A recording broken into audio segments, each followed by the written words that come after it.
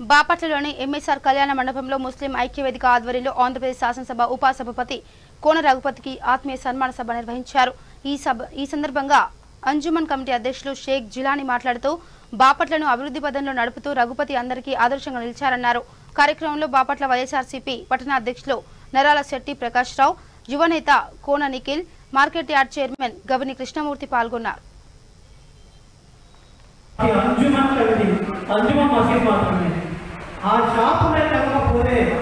మన ఈ రోజు ముస్లిం సమాజం నిర్వహించుకున్న ఈద్గాలు కానివ్వండి, కబ్రస్థానాలు కానివ్వండి, మసీదులు కానివ్వండి, వీటికి ఖర్చు పెట్టిన ఆదాయం అంతా కూడా అక్కడి నుంచి వస్తున్నదే।